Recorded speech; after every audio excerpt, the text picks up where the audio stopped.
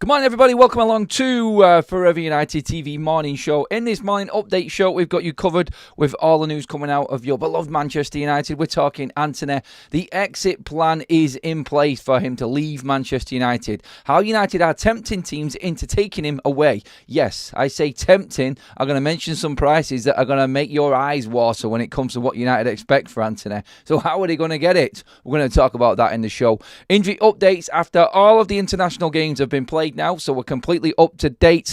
Everyone has finished. Everyone is either at home or on their way right now. Even the late South American games that finished early in the morning, this morning actually, for Manuel Ugarte and Alessandro Martinez, all of them are done and put to bed now. So we're going to give you updates on all of the injury front, and it is good news for Manchester United on that side of things. Ten Hag has got options. We are going to ask the question as well, who is going to play at left back for Manchester United this weekend? We've got 4 options for you up in the poll right now. If you are watching later on, let us know what you think in the comments section. Them's 4 Dalot, Martinez. Obviously, we've got Martinez there. We've got Dalot, we've got Martinez, we've got Johnny Evans, and we have got Lindelof. Let me know what you think about them options. Obviously, we'll talk about that towards the back end of the show as well. But get voting on the poll right now, everybody. Anyway, welcome along. Good morning. We are live. We are talking everything United. Thank God the internationals are over again. The second one of the season done now for international duties. One more to go next month. We're not even going to get into Ten Hag and talk about will he still be here or anything like that. So we're going to talk full on how Manchester United move forward with the team that we have got right now. As you all know, yesterday I was I was on the Flex, the Inside Devil show on Talk Sports. That is out now, everybody, so make sure you go and give that a watch. We were interviewing a Danish football expert on the show, and we were talking about the ins and outs of certain players like Obi Martin, obviously Eriksen's last season as well. I want to touch on that and get into some information on that. And obviously as well, we're looking at Rasmus Højlund. He actually got minutes last night, so the injury concern for him is over.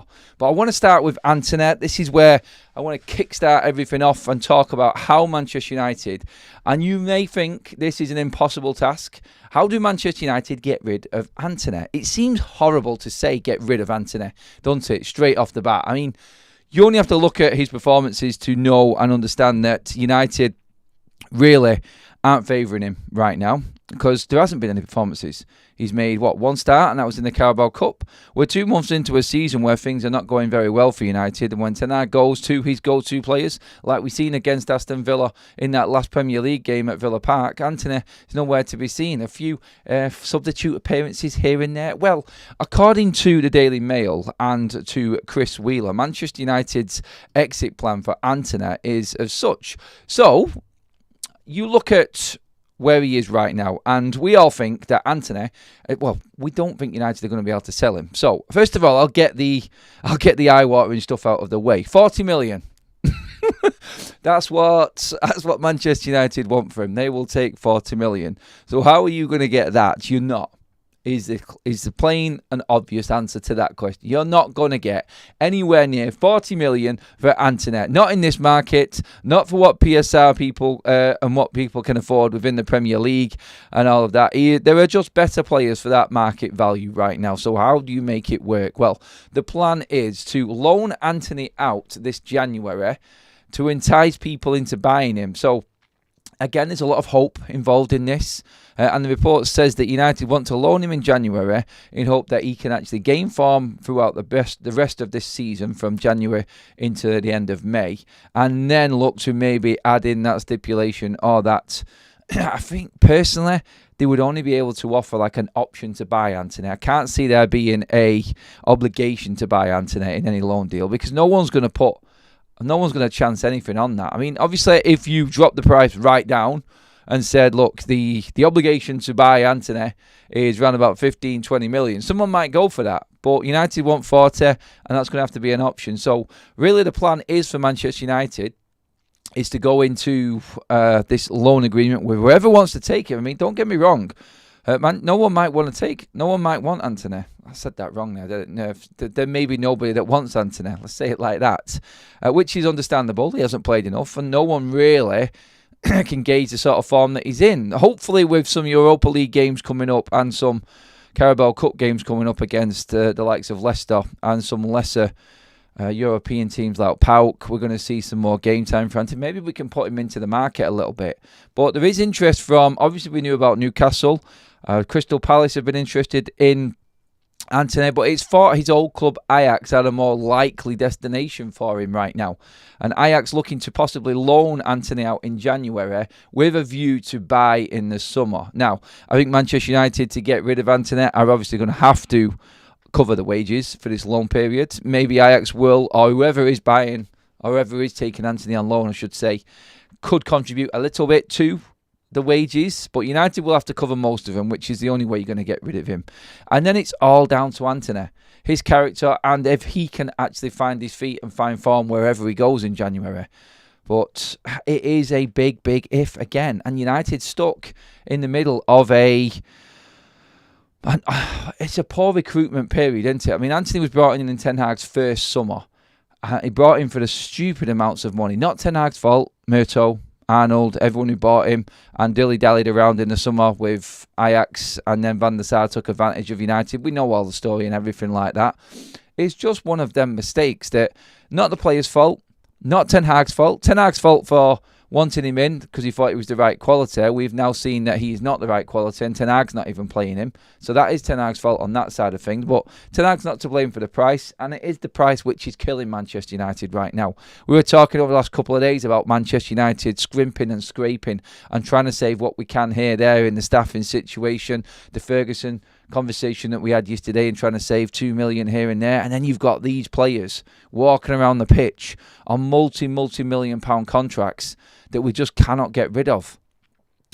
It's cut your losses sort of time with Manchester United. And Ineos may look at this and just say, look, we are taking charge from this summer. Antony wasn't our signing. We are just going to cut our cloth according, and we're going to have to deal with the situation from this point. Hit it now where we can and salvage what we can from it. He isn't worth anywhere near 40 million. We all know that Antony's not going to fetch 40 million for Manchester United. It is literally impossible for United to get anywhere near the price that they want for Antony. So when looking at the deal, when looking at what Manchester United can get out of it, I feel like it is just trying to be creative, and I think United are going to be creative with it.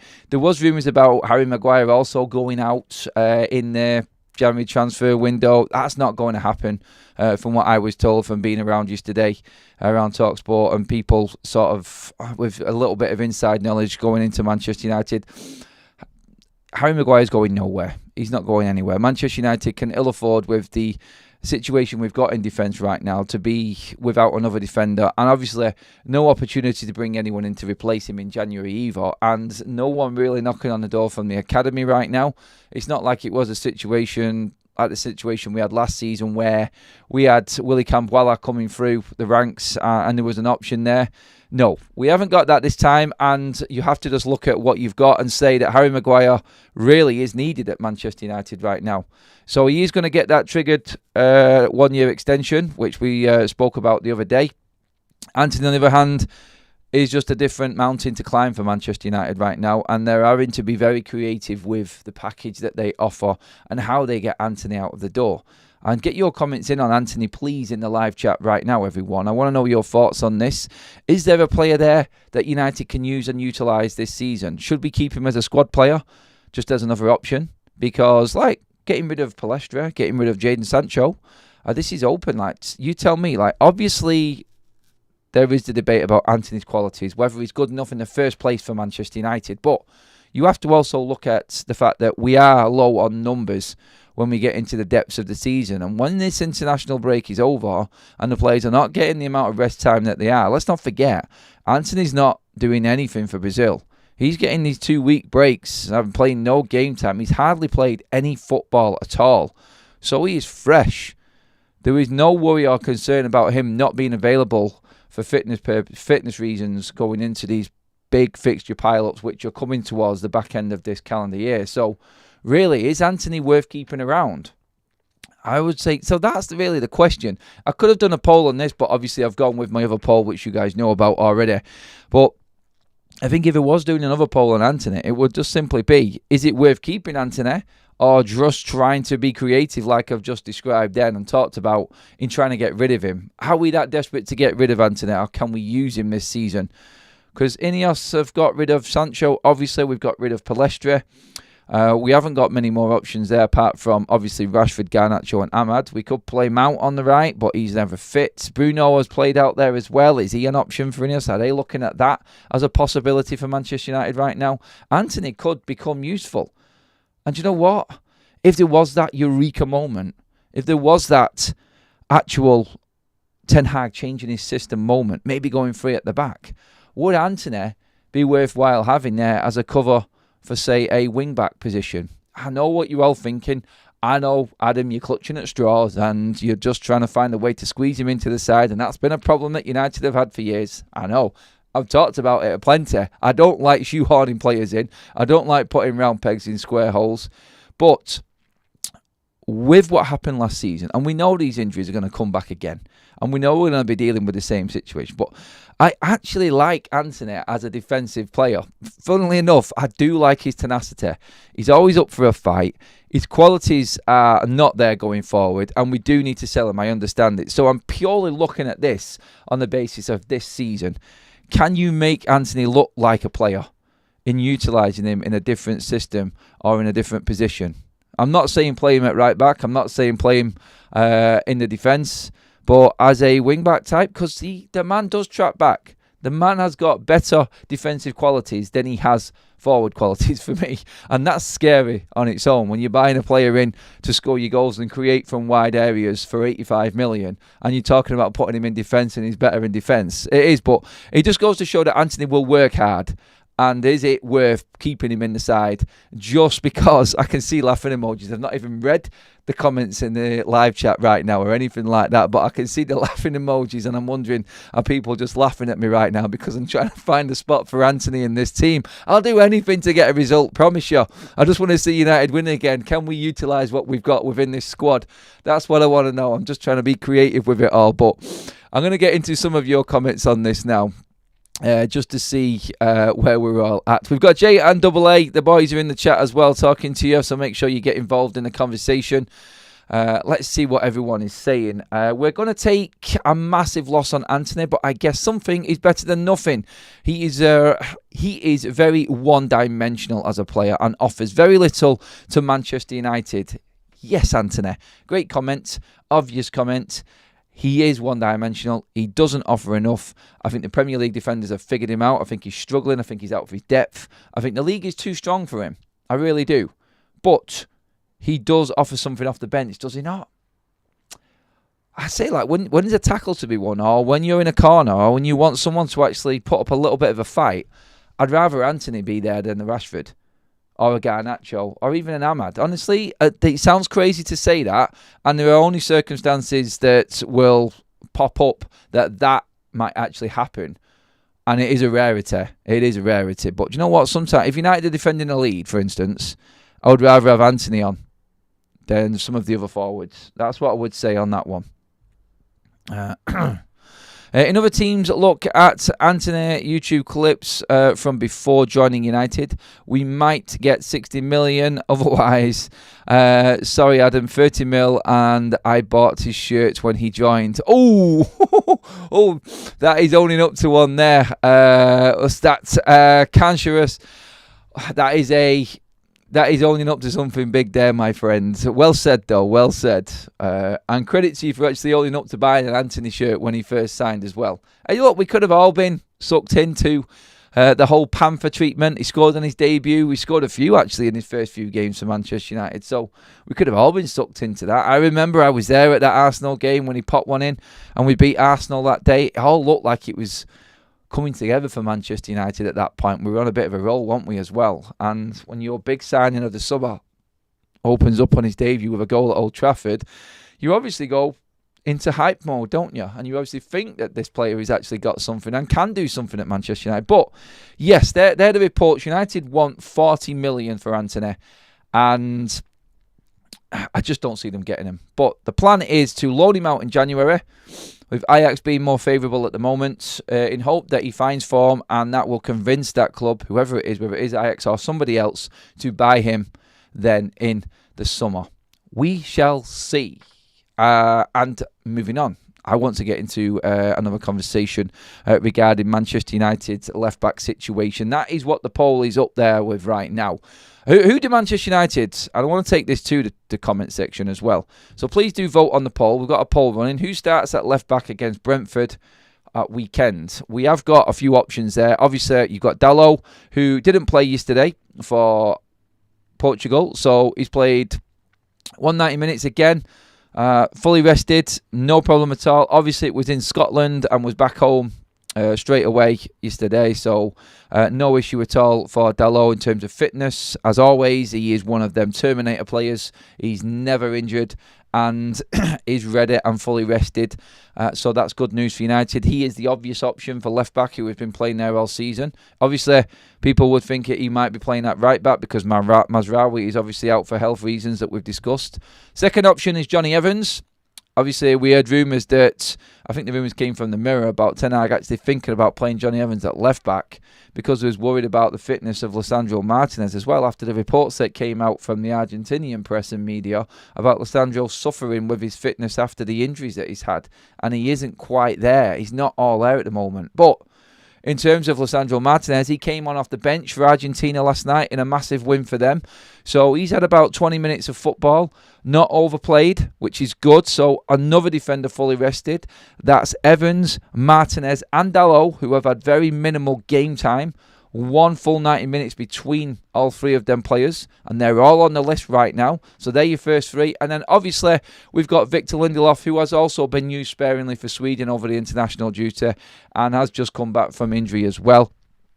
I'm not even going to go into my opinion on Victor Lindelof. I'm in full workman-like mode today, and I'm just looking at every single option that United have got to actually get a left-back and a solid back four out on that pitch against Brentford this weekend. So we've got Dalot, Evans, Martinez or Lindelof. The vote at the moment is going with Martinez as expected. 39% of you are going with Leacher at left-back. Dalot at 34%. So the reason that Dalot's there is probably a lot of people thinking that Lindelof could play left or could play right. So Lindelof could slot in at the right of the defence at right back, and Dalot could come in at left back, carry on where he's been playing this season. So they're the options there. Evans is miles away from it.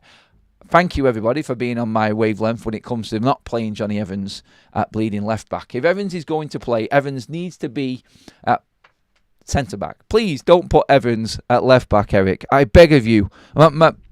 Your stock is not high with me at all. Everybody knows it, but don't make it worse by playing Evans at left-back.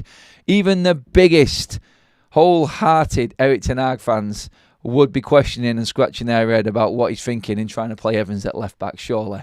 You cannot do it. Don't do it, Eric. Please, for God's sake. Brentford would tear us apart down that side. So, no. I'm happy that everyone is on that page there. But it leads us into the next conversation, which I want to get plenty of your comments about as well. I was talking to the Danish football expert on the Inside Devil show on TalkSport yesterday, and he was talking about Rasmus Højlund. He was going into Bobby Martin in detail about where his projections are looking and the expectations of him from the Danish side of things. But we did get into a conversation about Eriksen and Rasmus Højlund as well. So the concern was that Rasmus Højlund wasn't in training for Denmark, and there was an injury concern there as well. But he has played. He played last night. He came on off the bench. Rasmus Højlund is okay. Whether or not what Denmark have done with him in terms of playing time over the international break this last week warrants him starting for United, or are we going to be careful and put him on the bench? I don't know. Anything is possible with Ten Hag at this stage. We know this. And honestly, I've given up guessing which way he's going to go. I'm just looking at everything that's available and how he could play it. And Rasmus Højlund being fit and playing last night is a brilliant bit of news for Ten Hag and a massive, major injury boost, I feel, because he is just coming back. We just heard that interview from Rasmus Højlund as well about how he has lost a bit of weight, how he is now learning to handle his body a bit more. Obviously, since coming from Atalanta, he's had many of issues, and we know this, but I think he's maturing with the injury. He's maturing with the knowledge of what he has to do and how he has to look after himself. And that interview was quite insightful, really, in what he actually said. In like, I don't mind losing a bit of weight. I understand the advantages of losing weight as well. I understand the disadvantages of losing weight. But in terms of how he wants to play, I think he feels comfortable. He feels fit. He says his body feels great. And if the player feels great, then obviously confidence in his own game comes with it. And I hope that in getting back on the score sheet against Porto the other week, obviously graveyard shift against Aston Villa because of the way that the team was set up. And United weren't creating anything. And he was swallowed alive. He got no support. And honestly, I can't even really go in on him. A conversation came about yesterday, and Flex was talking about it on not only on the Inside Out but United View as well. About, do you feel like Manchester United's forwards actually scare Premier League defenders? Are you a Premier League defender going into a game against Manchester United and you're going, whoa, I'm in for a tough old game today against Rasmus Højlund and Joshua Zirkzee? Do they put the fear into Premier League defenders, was the question. I feel like when the player's confident, then you've got half a chance. If you play the system that benefits that player more, then you've got an even better chance. Look, everyone's expecting Manchester United to get a positive result against Brentford this weekend. Everyone expects United to get the win, but we've all got that same doubt in the back of our heads that we're not confident. I mean, I've gone for a draw this weekend. I do believe that United will struggle again against a decent Brentford side. Their home form is better than their away form, yes. They don't travel as well as they do play at home. Understand all of that. But still, look, they have caused United problems at home already in the previous 2 games we've played against them at Old Trafford. And 3 games, actually. And I do believe that they're going to come with a game plan again, which is going to stifle Manchester United. And it's up to our players. And I talk about Rasmus Højlund because I feel like he feels confident right now. And I feel like if Ten Hag doesn't start him against Brentford, it's going to set him back a little bit. I do like the chopping and changing is worrying me at the moment for players' development, and especially the younger players who, like Rasmus Højlund opening up and talking about, the injury concerns, but he feels great at the moment. If you've got a player there that's feeling good within his body and he is the focal point at Manchester United, you have to play him continuously. The problems are elsewhere with this team. Look, you've got a striker, you've got an actual number 9, whether you like his goal scoring output or not, or his touch or anything like that. The only way Rasmus Højlund is going to get better is if you build a team around him and try and attack built off a system that suits him. Whether Ten Hag does it or not, I don't know. We will see, won't we? But play Rasmus Højlund. He's fit, and that is the biggest bonus to come out of this international break. Again, no injuries at all. I'm coming to the chat in a second on all of that. Apart from Manuel Ugarte coming off injured last night in the 82nd minute. Doesn't look like it's anything serious. I mean, I seen this guy's leg from a picture. Remember back in the summer when his leg looked like it had rubber banded and just bent out of shape completely. I seen him walk away from that. So I'm confident that Manuel Ugarte will actually be fit. And I'm not worried about him injury-wise. He does look like an absolute warrior. But is it not time that Erik Ten Hag finds a place in this side for Manuel Ugarte? He has to start figuring out how he gets him into this side. There has been talk about that intensifying the project and the process of bringing Manuel Ugarte into Manchester United, integrating him in. He should have been in already, for God's sake. We shouldn't even be talking about this now. He should be a definite, surefire starter week in, week out right now. To chase the man all the way through the summer and him still not be in contention for starting. In fact, I'll ask you guys now. I'm going to come into the chat now. Do you think with Manuel Ugarte being the last player to play again after what Ten Hag did in the last international break, do you feel like Manuel Ugarte will not start the game against Brentford this weekend? Into the chat we go on everything that we've just spoken about there. Let's get some more comments coming in. Our only hope is Saudi, Neymar and Ronaldo need to start a bidding war. Who's that for? That was double A. Mr. Dassi Sandero. Good morning, Adam. I think I would go for Dallo at left back. I would do everything to get Antony out on loan and hope he does well so we don't lose too much money when we attempt to sell him on. That is true. It's very true. Hope. It's all hope, isn't it? Again, that's that word, hope. Everyone says the same thing. Leon Weaver says, it's pissing down with rain here today. Hopefully it's not like that on Saturday. Looks like Leon's going to the game. Make sure you come over and say hello to us if anyone is at the game this weekend. Countdown mode is fully on now to the game this weekend. Obviously, everyone is now back from international duty, and we are looking ahead to Brentford, which is the whole topic of today, and how we actually get the best team out on the pitch. So keep voting on the poll, which is, who would you play at left back? Johnny Evans, Lissandro Martinez, Diogo Dalot, or Victor Lindelof? Who is your pick for left back? Keep them coming in as well. We have a 200k a week bench warmer and cheap steak fans complaining about paying Sir Alex 2 million a year. Now, I mean, we covered Sir Alex yesterday. There's no need to go into it, really. Sir Alex has still got his perks and he's still got his place as an executive. He just isn't being paid as much money. There's no real issue. The story is dead. We play Highland and we don't create enough for him. We play Xerxes and we create a bit more, but he's not the guy to score. Cuban, again, this brings the debate up about maybe possibly playing Joshua Xerxes and Rasmus Højlund in the same side. Maybe in a 10 and a 9. Is that the way to go forward? Matt says there, Ugarte will be sub. 5 at the back, Antony at left wing back, Ugarte and Mainu at DM. Hopefully Kobe Mainu is fit as well for this weekend now that he's been fully rested out again. Obviously he's been suffering with a hamstring injury, but he really hasn't played that much football this season. When you look at Manchester United's players and the game time that they've actually had, it hasn't been that bad this season at all. It's a complete contrast to where he was going into the back end of last season. I feel like we are getting fully rested players right now, and I think we're actually doing okay.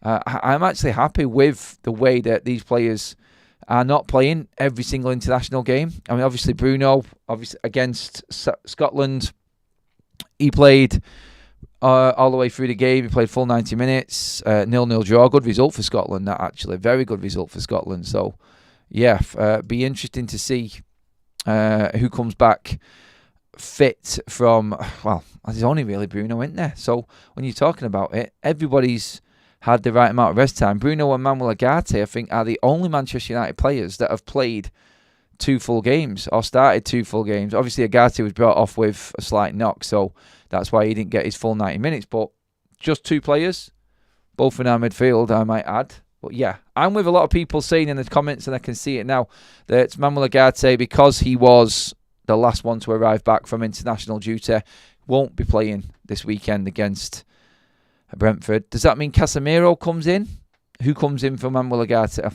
Who comes in for Ugarte? He's not even playing him anyway. So I think Christian Eriksen scored a goal yesterday as well. I was talking to the Danish football expert yesterday on Christian Eriksen, and they're surprised that Manchester United are playing him where they are in the team. They feel like it isn't to his strengths, obviously. He is playing in a second 10 in a front 3 sort of role at the moment for Denmark, and it's suiting his game. Obviously, he's playing more games. He's starting every game for Denmark. He scored yesterday as well. So, Eriksen is our form player at the moment. Do we have to make sure that Eriksen plays? So, another comment I want you to get involved in the live chat now, everybody. Please do get in there and let me know. Does Eriksen have to start every game right now? Thanks for all the likes as well. We're over 100. Please keep liking the video, everyone. Make sure you have hit that subscribe button as well. You won't miss any Manchester United news coming out of the football club or any match day or information coming out. I've got you covered here on Forever United TV. We are live every day. Jay's in the chat says, Ted Lasso will park the bus at home. Scam a 1-0 result with the attention spam of a goldfish will flock. So he's saying the sheep with attention spam of goldfish will flock. Ten Hag inners jumping all over a victory is what Jay is saying in that comment there, just to translate that one.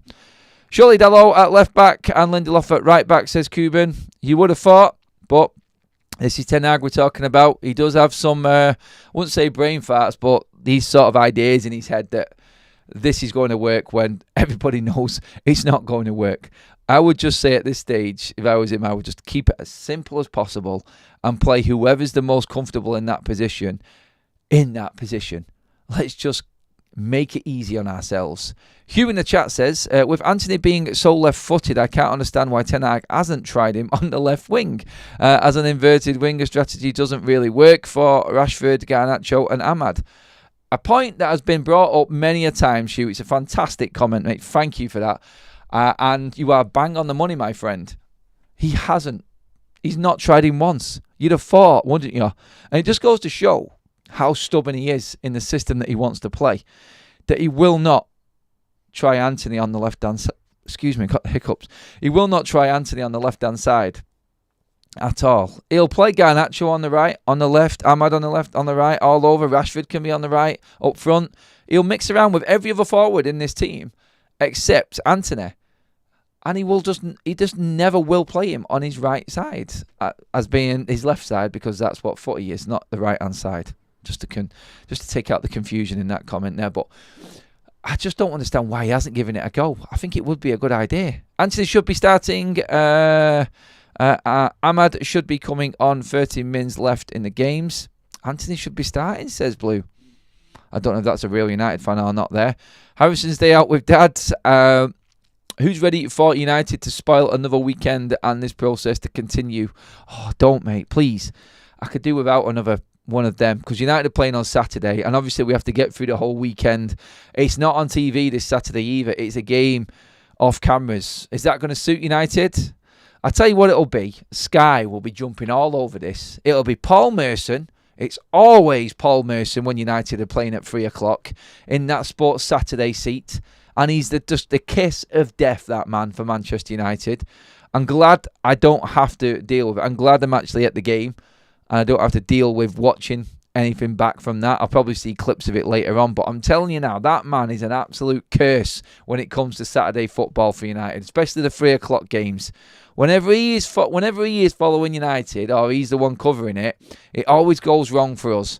I bet they put him on it. I do.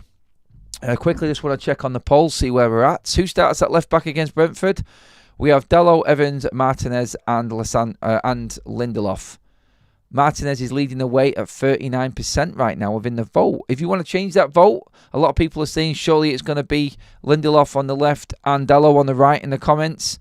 Martinez is winning the poll right now. I don't think many people want to see Lindelof on the pitch. I haven't got an issue with that at all. I haven't. I don't want to see him.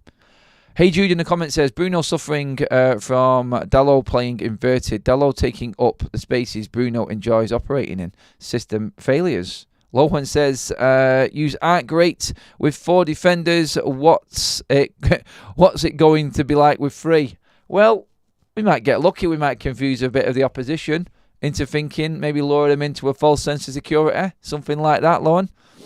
I'm clutching at straws, I know, but still.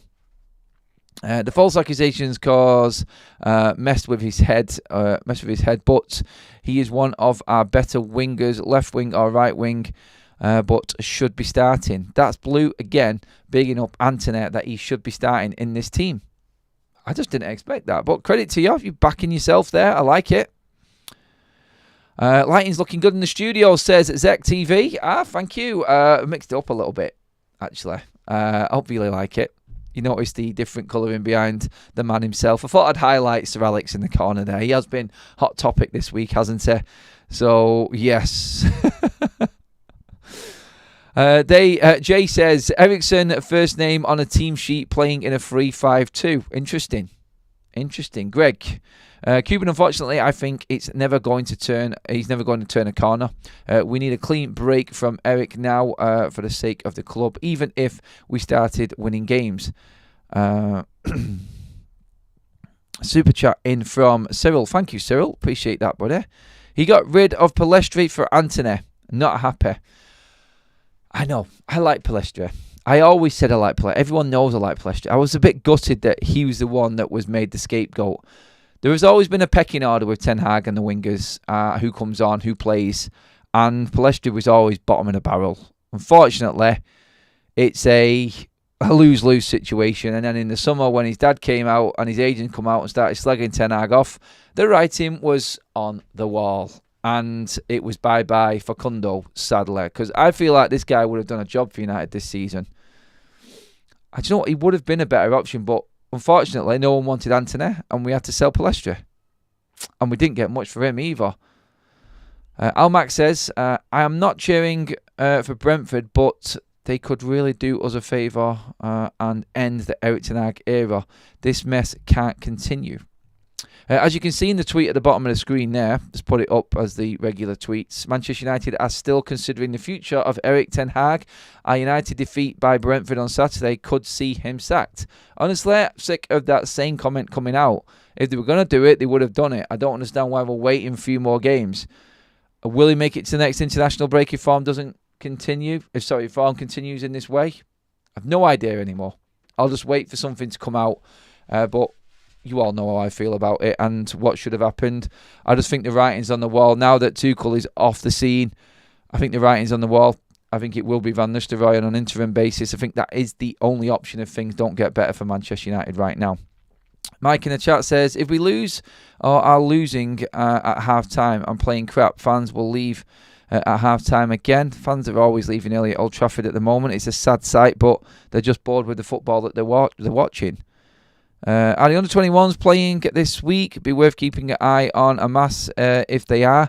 I think they are playing this week, Liam. I'll double-check that and give you an update later on today. Why are people so ready to get rid of Antony? The man isn't going to leave anytime soon. I don't know why people keep trying this. He'll be going on loan, mate. That's what we're talking about. United are actively looking to move him on, and a loan option would suit a deal for other clubs with an option to buy. Whether that option's triggered or not, we are still going to be moving Antony on, and we're going to be looking as soon as January to do that. We've just got to try and find that right club for him. There is a pecking order for every manager. Yep, and Palestra was the bottom of it, Ben. Sadly. I just thought he deserved to be... I thought Palestra deserved a little bit more game time, personally. And the jury was out and opinions are there, but again, it always comes back with the debates who is good and who is not at Manchester United. It comes back to, has that player actually been given a fair crack at a whip? Has he been given an equal opportunity as, per se, another player in the same position?